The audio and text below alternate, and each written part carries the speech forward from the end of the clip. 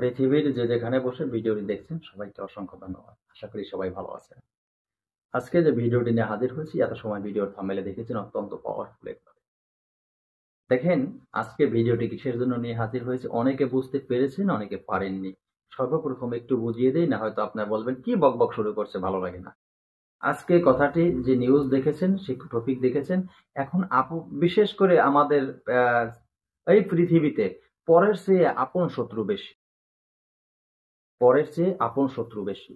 আপনার শত্রু আপনার ভাই, আপনার শত্রু আপনার বোন, আপনার শত্রু আপনার আত্মীয় স্বজন, পাড়াপড়তির বেশি যারা, এটা ছিল পরের বিষয়। আপন লোক শত্রু বেশি। আপন আপনকে ক্ষতি করে, আপন আপনকে কালো জাদু করে, আপন আপনকে তাবিজ করে, আপন আপনকে মেরে ফেলতে চায়, আপন আপনকে ধ্বংস করে দিতে চায় পৃথিবী থেকে। এখন আর পর মানুষ শত্রু হতে হয় না, শত্রু নিজের ঘরে জন্ম নেয়। গুরুজি, কথাটা সত্য? জি, সত্য। আপনারা অনেকেই প্রমাণিত এই কথার সাথে, তাই না?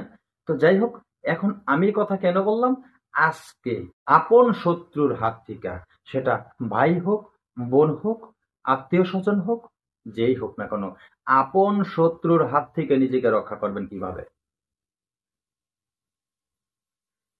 এতদিন শুনছেন বাহিরের শত্রু থাকে, দূরের শত্রু, পড়শি শত্রু, এখন হলো আপন শত্রু।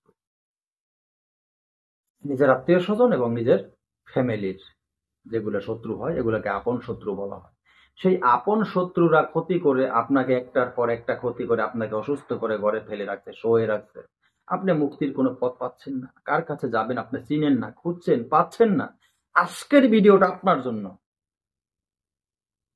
যত বড় আপন শত্রু আপনাকে ক্ষতি করুক, নিজস্ব লোক আপনাকে ক্ষতি করুক, আত্মীয় স্বজন আপনাকে ক্ষতি করুক, চ্যালেঞ্জ করে বললাম, যদি আপনি আমার আজকের এই ভিডিওটি দেখে থাকেন, আপনাকে আর ক্ষতি করে, আক্রান্ত করে, দুর্বল করে রাখতে পারবে না। আপনি সবল সুস্থ হয়ে স্ট্রং ভাবে চলতে পারবেন, প্রতিবাদ করা শিখতে পারবেন। আপনি আমার এই ভিডিওর কাছ থেকে প্রতিবাদী হতে হবে সমাজে বাঁচতে হলে। এখন প্রতিবাদী না হলে আপনি সমাজে বাঁচতে পারবেন না। তো এখন কি আপনি কি অন্যায় করবেন গিয়ে প্রতিবাদ করতে গিয়ে? না, সেটা করবেন না। নিজে বাঁচার জন্য যখন দেখবেন আত্মরক্ষার জন্য মানুষ প্রতিবাদ করে, ন্যায়ের সাথে প্রতিবাদ করবেন, অন্যায়ের সাথে করবেন না। তো সেটা মারামারি কাটাকাটি না, কারণ আইনকে হাতে নেওয়া সম্ভব না। ঠিক আছে? তো যাই হোক, আমি ওদিকে কথা বলছি, আমি আমার কথা বলছি। তো এই তন্ত্র ক্রিয়া কালো জাদু করে আমাদের পৃথিবীতে, আমাদের দেশে আনাচে কানাচে বিভিন্ন জায়গায় বিভিন্ন ভাই বোনকে বিভিন্ন জনে অসুস্থ করে ফেলে রাখছে, সম্পদের লোভে, অর্থের লোভে। এইভাবে লোভ, এই লোভগুলোই তাদের ভিতরে কাজ করে। সেই সমস্ত কালা জাদু, ব্ল্যাক ম্যাজিক, কুফারি কালাম, সেই সমস্ত তন্ত্র ক্রিয়া থেকে আজকের এই যন্ত্রটির মাধ্যমে আপনি মুক্তি পেয়ে যাবেন। সাথে সাথে মুক্তি, সাথে সাথে মুক্তি। চ্যালেঞ্জ, আমি কাজ করি এই যন্ত্র দিয়ে, তুলে দিলাম আজকের আপনাদের হাতে। কেন অনেকেই কান্নাকাটি করেন, অনেকেই বলছেন যে গুরুজি এত কষ্ট করি, এত দুঃখ করি, তারপরও পাচ্ছি না। আমার আপনজন আমাকে ক্ষতি করছে, আমার আপনজন আমাকে ধ্বংস করছে, আমার আপনজনে আমাকে সবকিছু করছে, বাঁচতে পারতেছি না। তাদের কাছে একটার পর একটা ক্ষতি করেই যাচ্ছে। আমি তাকে বলবো, আপনি আর কাদার কোনো প্রয়োজন নেই আপনার। আপনি গুরুজির সাথে কষ্ট স্বীকার করেছেন না, বলেছেন না? আপনার কষ্ট কেটে দূর হবে সেটা আমি বুঝবো। আজকে থেকে শুরু হলো নূতন যেমন একটি ম্যাজিক। এই যন্ত্রটি, এই যে দেখেন,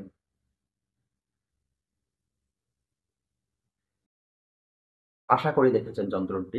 এই যন্ত্রটি একটা ম্যাজিক, এরকম শক্তিশালী একটা যন্ত্র, যদিও আরবি ভাষায় লেখা, কিন্তু সবার জন্য প্রযোজ্য। আমি অনুমতি সবাইকে দিব। হিন্দু, মুসলমান, খ্রিস্টান, চালাল, বৌদ্ধ, নাপিত, দোপা, মতি, মেসর, এরকম কোন জাতির ভাগ নাই, সবার জন্য প্রযোজ্য। সবাই পারবেন এই কাজ করতে। কিভাবে করবেন? একবারে সহজে, নিয়মটি শুনে নিন, কথা বাড়াবো না, অনেকটা বলে ফেলছি। যদি এই কথাগুলি ভালো লাগে, যদি এই যন্ত্র, এই চ্যানেলটি আপনাদের ভালো লাগে, আমার কথাগুলি ভালো লাগে, ভালো কিছু শিখতে চান, তাহলে শোনেন। আমার এই চ্যানেলটি একটি প্রশিক্ষণের চ্যানেল। এই চ্যানেলে তন্ত্রমন্ত্র, যন্ত্র, গাছগাছায়, রোগ মুক্তি, বান বিদ্বেষণ, বশীকরণ, উচ্চাটন, মারণ থেকে শুরু করে ভালো মন্দ সব ধরনের ভিডিও আমি আপলোড করে থাকি আপনাদের জন্য। তাই আপনারা যদি এই পাওয়ারফুল ভিডিওগুলি আপনাদের হাতে পেতে চান, সর্বপ্রথম যদি পেতে চান, অবশ্য এখনই যারা নতুন আছে চ্যানেলটি সাবস্ক্রাইব করুন, পাশে থাকা বেল আইকনটি বাজিয়ে নোটিফিকেশন অন করে দিয়ে চ্যানেলটি লাইক দিয়ে দিন। যাতে আমি নতুন ভিডিও আপলোড করার সাথে সাথে সবার আগে আপনার কাছে চলে যায়। আসুন এবার জানি আমরা এই মন্ত্রে, এই যন্ত্র কিভাবে আমরা প্রয়োগ করব, কোন নিয়মে প্রয়োগ করলে এই যন্ত্রের যে সুফল আমরা লাভ করতে পারবো। একবারে সোজা, একবারে সোজা, একবারে সোজা। গুরুজি কি বলছেন? একবারে সোজা? হ্যাঁ, একবারে সোজা। মাত্র প্রয়োজন, কি প্রয়োজন? সাদা কাগজ।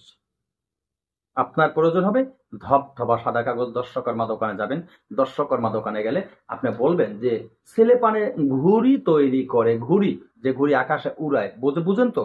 যেভাবে শুনে নেবেন কোন কাগজ। অনেকে ছেলে পানে খাতায় পড়ালেখা করে, সেই কাগজ সাদা কাগজ মনে করে, সেটাই কাজ করেন, কাজ হয় না। ও কাগজে কাজ হবে না। সাদা কাগজের নাম বলে দিচ্ছি, শুনবেন। ছেলে পান আকাশে ঘুড়ি উড়ায়, ঘুড়ি উড়ায় না, সেই ঘুড়ি যে কাগজ, রঙিন কাগজ, বিয়ের যে বাড়ি সাজানোর জন্য রঙিন কাগজ বিক্রি করা হয়, এক কথায় বললাম, সেই রঙিন কাগজের দোকানে আপনি চলে যাবেন। সেই রঙিন কাগজের দোকানে গিয়ে আপনি বলবেন যে আমাকে একটা বা দুটো, আপনার যাই লাগে, দুটি সাদা কাগজ দেন, রঙিনটা আমি নিব না। এই ঘুড়ি তৈরি করার যে কাপড়, রঙিন কাগজ আছে না, রঙিন কাগজ সাদা, দুটি হোয়াইট, মানে হোয়াইট কাগজ দেন, মানে সাদা কাগজ দেন। তা আপনার দুটি হোয়াইট কাগজ লাগবে, দুটি হোয়াইট কাগজ 2 টাকা থেকে 4 টাকা দাম নিতে পারে। এটাই অনেক, কিন্তু অনেকের দাম বেশি আপ ডাউন হতেই পারে একটু আর কি, যাই হোক। অত সর্বোচ্চ দাম 2টা কাগজের 10 টাকা হইতে পারে, এর বেশি আর হবে না। ঠিক আছে, আমি বাংলার একটা হিসাব বললাম, বা যার যার কান্ট্রিতে যা ওইভাবে দাম হতে পারে। তো এই কাগজ আপনার প্রয়োজন হবে। কাগজ দুটি এনে আপনি কি করবেন? একবারে সহজে এই কাজটি করতে পারবেন। দেখেন, আপনি কবে করবেন এই কাজটি? আপনি অন্যান্য যন্ত্রের ক্ষেত্রে, অন্যান্য মন্ত্রের ক্ষেত্রে রবিবার বৃহস্পতিবার নিষিদ্ধ থাকে, আর আজকের যে যন্ত্রটি দিচ্ছি এটি রবিবার প্রযোজ্য। দেখেছেন তো? রবিবার প্রযোজ্য, এইটি কাজ করতে হবে রবিবার দিন। ঠিক আছে, রবিবার দিন আপনি ওই দুটি কাগজ নিয়ে তার সাথে যেটা সংরক্ষণ, যেটা দিয়ে লেখনি লিখবেন, সেই কালিটার নাম হবে মেশক ও জাফরান কালি। সেই মেশক ও জাফরান কালিও ওই দর্শকর্মা দোকানে পেয়ে যাবেন। দর্শকর্মা দোকান থেকে মেশক জাফরান কালি ছোট্ট শিশি পাওয়া যায়, যার দাম 50 টাকা, সর্বোচ্চ দাম। সেই 50 টাকার একটি শিশি নিয়ে আসলেন। এই নিয়ে এবার কলম হবে কি, কলম দ্বারা লিখবেন আনারের ডালের একটি 8 আঙ্গুল পরিমাণ ডাল। আনার যারা ডাল পাবেন না, আনার যারা ডাল চিনতে কষ্ট হবে, তারা সোজাভাবে বুঝে নিবেন ডালিম গাছের ডালের 8 আঙ্গুল পরিমাণ কাঠ, মানে মানে যেটাকে বলা হয় ডালি, সেই ডালি কেটে সেটাকে সোচালু করবেন সুন্দরভাবে, কলমের মতো সোচালু করে ওই বোতলের কালি কোনো একটা পাত্রে রেখে ওখান থেকে ডুবিয়ে ডুবিয়ে ডুবিয়ে ডুবিয়ে এই এই জাতটির পাওয়ারফুল যন্ত্রটি ওই সাদা কাগজের উপরে অঙ্কন করবেন। দুটি যন্ত্র আপনার অঙ্কন করা হয়ে গেল। এরপরে আপনার আসল খেলা শুরু। যন্ত্র যখন অঙ্কন করবেন, অবশ্যই পশ্চিম দিকে আপনাকে মুখ করে বসতে হবে। পশ্চিম দিকে মুখ করে বসবেন, সামনে আগরবাতি মোমের বাতি জ্বালাবেন, এবং কি নিজের দেহটাকে পরিষ্কার করে, পবিত্র হয়ে, পরিষ্কার কাপড় পরিধান করে, এবং আপনারা যারা বসবেন, যে বসার যে স্থান, আসনটি, সেটা পরিষ্কার পবিত্র কাপড় হয়, পরিষ্কার পবিত্র আসনে বসবেন।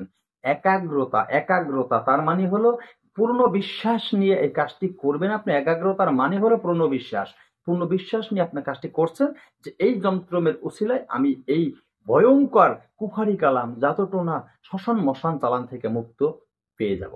সেই উদ্দেশ্য করে, সেই নিয়াত করে, পশ্চিম দিকে মুখ করে আপনি এক ধ্যানে বসে কাজ করবেন। কাজ করতে যখন বসবেন, তারপর আর উঠবেন না। আর এই কাজ করবেন যখন, তখন কারোর সাথে কোনো কথা বলতে পারবেন না। কোনো লোক যদি আপনাকে ডাকাডাকি করে, আপনার কারোর সাথে কথা বলবেন না। কাজের মধ্যে কোনো কথা কারোর সাথে বলা চলবে না। আর আপনি নির্জন একটি জায়গায় বসে কাজ করবেন। নির্জন জায়গা কেন? কেউ যাতে ডাকাডাকি করে আপনাকে ডিস্টার্ব করতে না পারে, সেজন্যই বলা হয় তন্ত্রে নির্জন জায়গার কথা। ঠিক আছে, আপনি একটি কাজ করবেন, আপনাকে কেউ বাড়ির ভিতরে বেশি সমাগমের ভিতরে চিল্লাপাল্লা হই হুল্লা চলছে, মানুষ চেঁচামেচি করছে, সেই ক্ষেত্রে আপনার কাজে ডিস্টার্ব হবে, আপনার কাজে ভুল হবে। ভুল হলে কিন্তু সঠিকভাবে কাজটা সফল পাবেন না। কষ্ট করে করলেন অথচ সফল পেলেন না। সেজন্যই তন্ত্রে বলা আছে নির্জন জায়গার আদেশ দেওয়া আছে। ঠিক আছে, তো ওই নির্জন জায়গায় বসে এর দুটি যন্ত্র অঙ্কন করলেন। দুটি যন্ত্র অঙ্কন করা যখন শেষ হয়ে গেল, গুরুজি এবারে কি করব?